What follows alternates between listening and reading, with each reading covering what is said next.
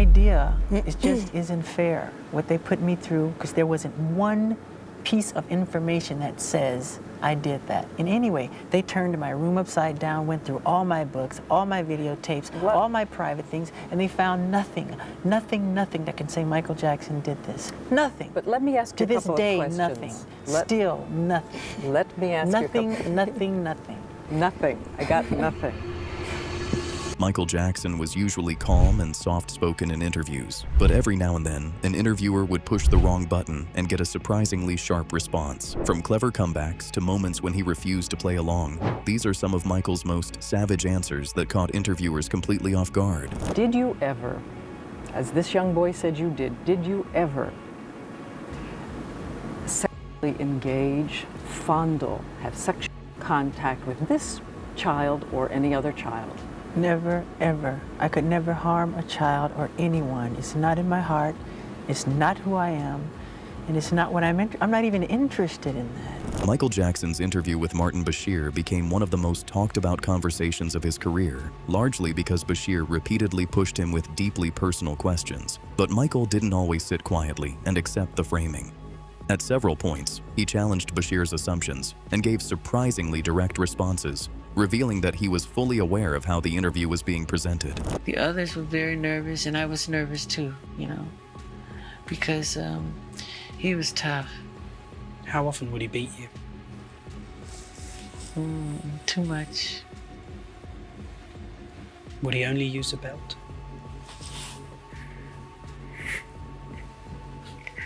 Why do you do this to me? No, more than a belt. What else would he use to hit you with? Ironing cords.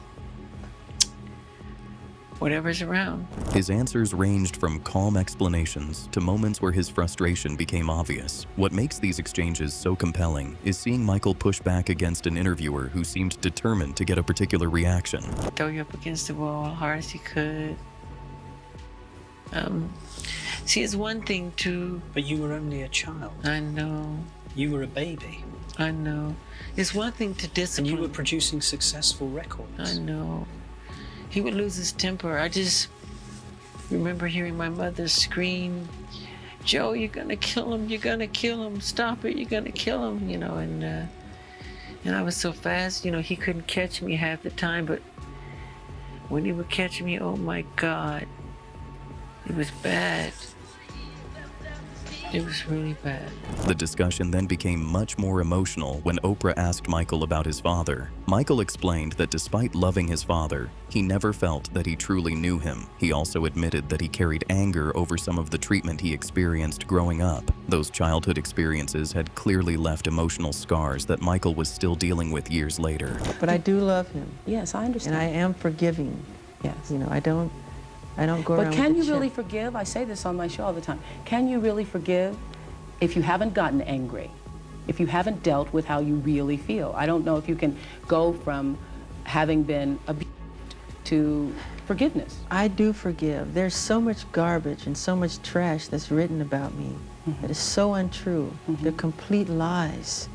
And those are some of the things I want to talk about. The press has made up so much god-awful, horrifying stories. I know. That are completely appalling. I know. Completely appalling.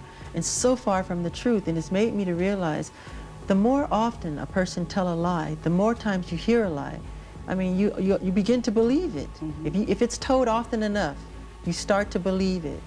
And it's appalling the things that have been said about me, and they're completely false. Then she quickly shifted the conversation toward Michael's appearance and asked him directly about how much plastic surgery he had undergone. Michael attempted to dismiss the question by pointing out that he had already addressed those details elsewhere. However, as Oprah continued pressing him, Michael made it clear that the rumors about his appearance had been exaggerated far beyond the truth. I'm a great fan of art. I love Michelangelo. If I had a chance to talk to him or read about him, I would want to know about what inspired him to become who he is, the anatomy of his craftsmanship, not about who he went out with last night or why he decided to sit out in the sun so long. What's wrong with, I mean, that's what's important to me. How much plastic surgery have you had? Very, very little. You can count them on 2 fingers.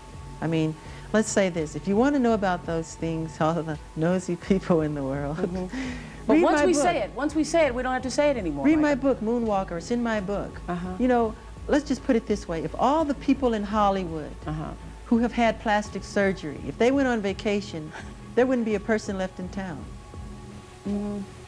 I think you might be right. I think I am right. I mean, be empty. So did you start having plastic surgery because of those teen years, because of not liking the way you look? No, not really. Not really? No, it's only two things. Really get my book. It's no big deal. Okay. You don't want to tell me what it is? You had your nose done, obviously. Yeah, but so did a lot of people that I know. Yeah. The rumors became even more bizarre when Oprah asked about the claim that Michael wanted to purchase the Elephant Man's bones. Michael seemed genuinely stunned by the suggestion. He explained that he had a fascination with the Elephant Man story because he connected with the character emotionally, but he strongly denied ever wanting to own his remains. Did you buy the Elephant Man's bones? Were you trying to get them? That's another stupid story. Uh-huh. I love the story of the Elephant Man. It reminds me of me a lot. You know, I could relate to it. It made me cry because I saw myself in the story. But no, I never asked for the Elephant Man. Where am I going to put some bones? I don't know. And why would I want a pair of bones? I don't know. So But- where did that come from? Someone makes it up and everybody believes it. If you hear a lie often enough, you hear it enough, you start to believe it. Oprah next brought up one of the strangest stories that had circulated about Michael, the infamous oxygen chamber rumor. Michael immediately rejected the claim and explained that the story had simply been invented. His response showed that these bizarre rumors were not harmless jokes to him, especially when they continued being repeated as though they were facts. First of all, I have been in this house getting lit and getting prepared for this, and I've been all over the house upstairs when you weren't looking for that oxygen chamber. I cannot find the oxygen chamber anywhere in the house. That story is so crazy. I mean, it's one of those tabloid things. It was completely made up. Okay, but there you are in something there. There's a picture of you. Where Well, did that come from? How did it get started?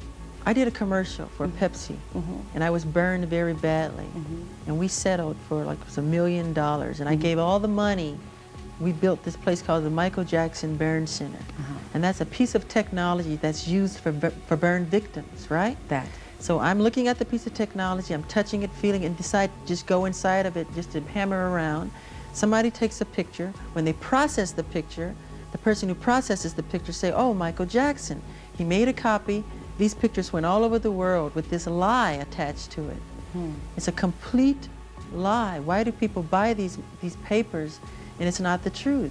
And I'm here to say, you know, do not judge a person. Do not pass judgment on anyone unless you have talked to them one-on-one. I don't care what the story is. Do not judge them because it's a lie. Oprah then confronted Michael with another damaging rumor that he supposedly wanted a white child to portray him in a Pepsi commercial. Michael immediately rejected the allegation as absurd. He emphasized that he was proud to be a Black American, making it clear that the rumor wasn't simply inaccurate. It completely contradicted how he viewed his own identity.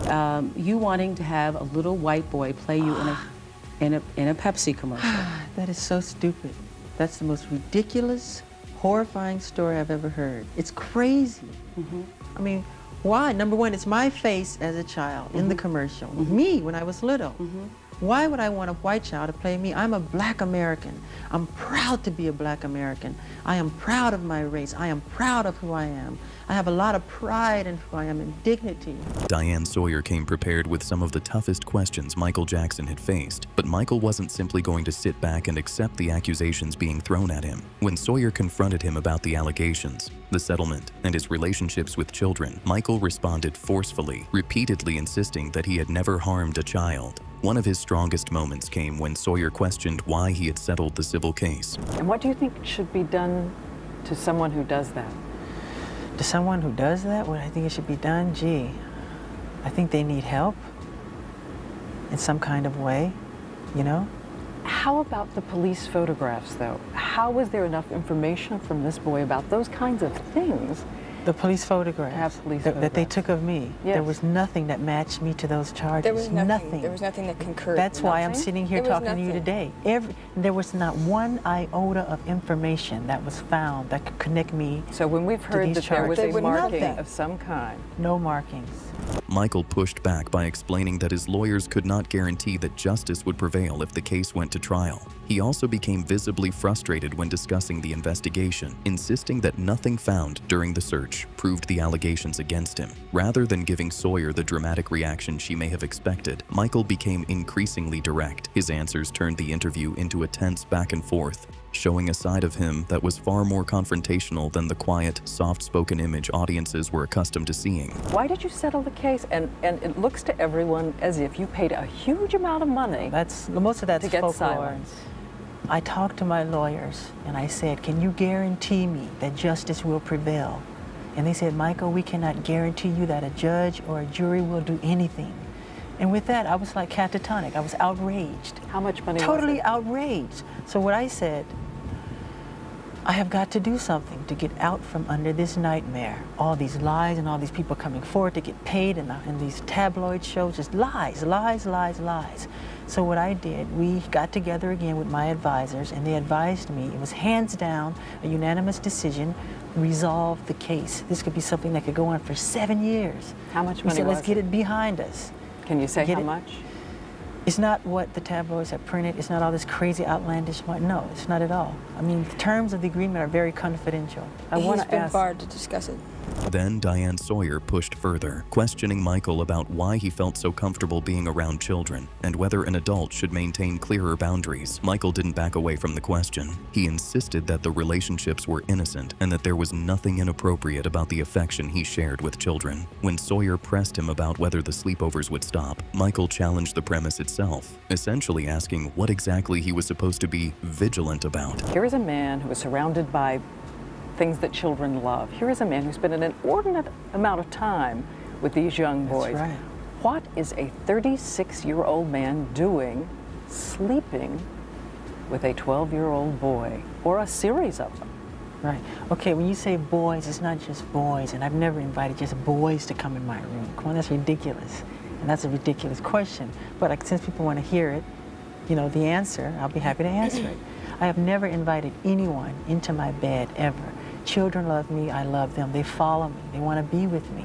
But anybody can come in my bed. A child can come in my bed if they want. I can say, sorry, I've seen this. I've seen it a lot. I've seen kids. I've seen him with children in the last year. I've seen it enough to where I can see how that can happen. It's, you know, I understand. Isn't part of being an adult, and you have a 2-year-old child, 2-year-old boy. Yeah, let me just, sorry. Okay. I just wanted to say that I've seen these children, they don't let him go to the bathroom without running in there with them. And they won't let him out of their sight. So when he jumps in the bed, I'm even out. You know, they jump in the bed with him. He maintained that there was nothing improper about the situation and firmly rejected any suggestion that his intentions were anything other than innocent. Lisa Marie Presley then stepped in to defend him from her own perspective. She said she had personally seen Michael around children and believed she knew exactly what kind of person he was. Her response was direct. She trusted Michael and did not believe he was capable of what people were accusing him of. But isn't part of being an adult and loving children, keeping children from ambiguous situations? And again, we're talking about over an intense period of time here. Would you let your son, when he grows up and is 12 years old, do that? You know what, if I didn't know who Michael, no way. But I happen to know who he is and what he is. And that makes it, you know, I know that he's not, you know, I know that he's not like that, and I know he has a thing for children. Barbara Walters questioned Michael Jackson about the intense media attention surrounding him, including whether his own behavior and unusual appearance encouraged the paparazzi to follow him. Michael's response was surprisingly direct. When Barbara suggested that he couldn't invite the press in and then shut them out, Michael simply replied, "Yes, you can." Did you ever try to outrace the paparazzi? To outrace them? Yes. They follow you. They chase us on the scooter. Cutting in front of you? Yeah, and I have to say to the driver, I say, slow down. I jump in. I said, you're gonna kill us. I say, slow down. I've done that many times. Gonna kill us. So he jumps out of the car and yells at these people. You know, there is that argument that you rely on publicity to sell your albums, for your concerts. When I approve of you want something, it. yes. But you can't always control the press. You can't approve of everything. You can't invite them in again and again, and then at a certain point, close them out. Yes, you can. Well, how do you do that? What is that line? And by doing that, this is their time for this, and this you should not do. You should not say he's an animal. should not say he's Jacko. I'm not a Jacko. I'm Jackson. When she pressed him about where that line should be drawn, Michael made his position crystal clear. He said the media could cover his public life, but there were certain things they simply should not say about him. The exchange became even more interesting when Barbara suggested that his eccentric image attracted the paparazzi. Michael didn't accept that explanation either. He essentially told her that he had the right to dress and live the way he wanted while still expecting basic respect and privacy. It was one of those moments where Michael remained calm, but his message was unmistakable. Being famous didn't mean giving the media permission to disrespect him. Yeah, Wacko Jacko. Where'd that come from? Some English tabloid. I have a heart and I have feelings. I feel that when you do that to me. It's not nice. Don't do it. I'm not a wacko. There are those who would say that you add to the attention.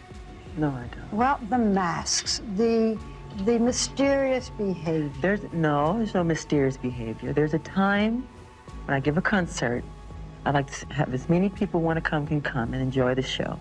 And there's a time where you like to be in private when you put on your pajamas, go to sleep, cut off the light, ding, and lay down. That's your private space.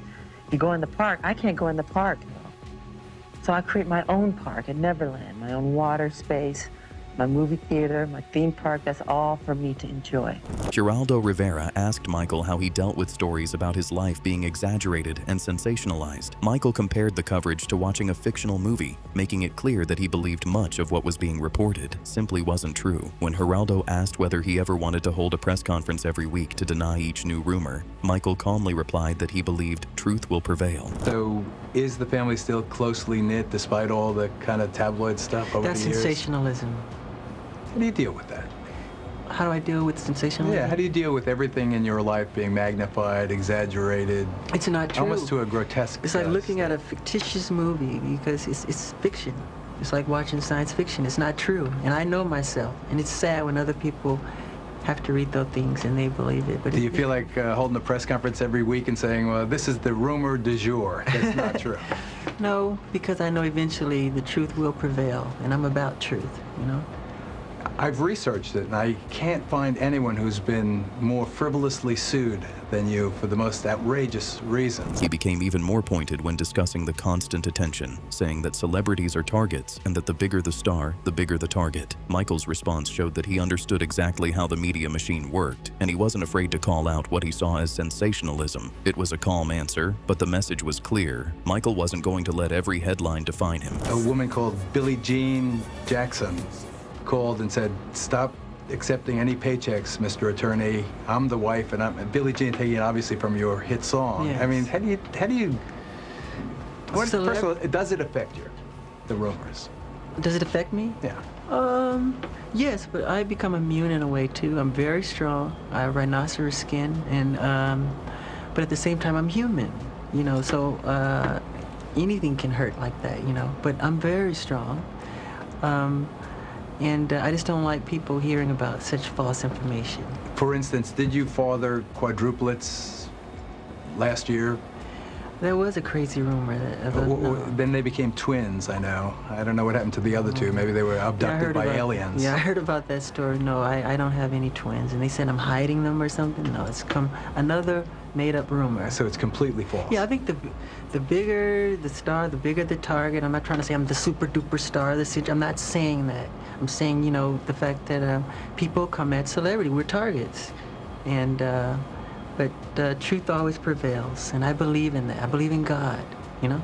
Molly Meldrum's interviews with Michael Jackson were different from the more confrontational conversations Michael often had with American interviewers. But when Molly brought up the bizarre stories being printed about him, Michael gave one of his bluntest responses. He told fans not to believe the tabloids, calling the stories garbage and tabloid junk, and accusing the media of making things up for money. What made the moment stand out was how openly Michael dismissed the entire narrative surrounding him. He wasn't trying to carefully explain every rumor. He essentially told people to stop listening to it altogether. For a man constantly surrounded by bizarre headlines, it was a remarkably straightforward response. And unlike some of his more tense interviews, Michael appeared comfortable enough with Molly to joke and laugh during their conversations, making the exchange feel much more natural. Does it affect you? Does it hurt you to see some idiotic stories that are written? Yeah, I'll answer that question if you don't mind.